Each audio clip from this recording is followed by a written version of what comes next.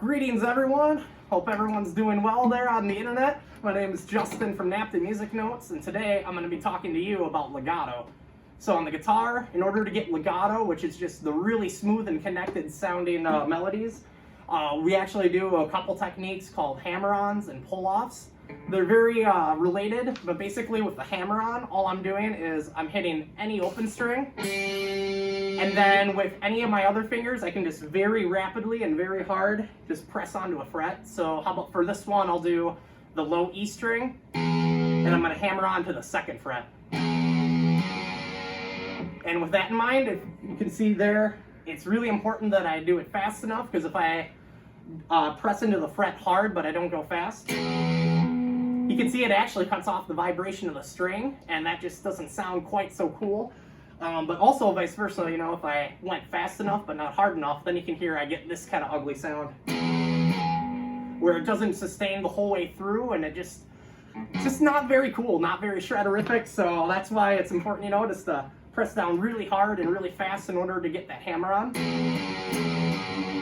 And with that in mind too, I'm doing this example on the low E string, but you can experiment with other strings and other frets. Technique's going to be exactly the same.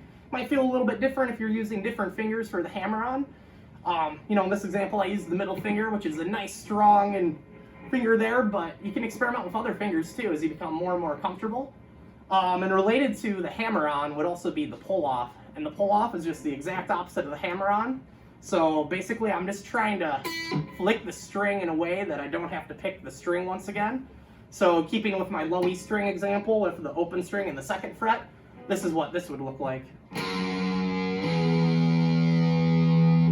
And you can see there my picking hand, or sorry, you can see there my fretting hand. It's almost acting kind of like the picking hand would, in the sense that whatever finger I'm trying to pull off, I have to be able to make the string vibrate enough to really sound loud. So I'm kind of just giving it a little bit of a flickaroo, just right off to the side there.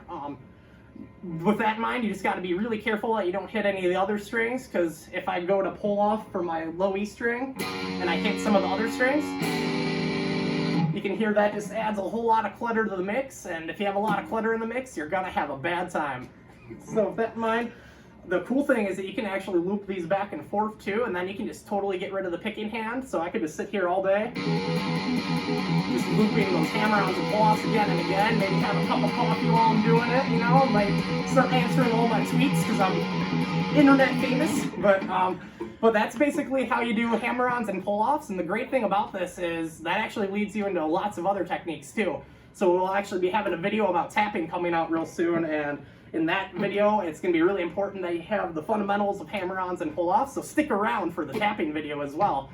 But thanks so much everyone for watching. As always, feel free to share this video, feel free to like it, show your friends, your family, anyone, and happy International Guitar Month.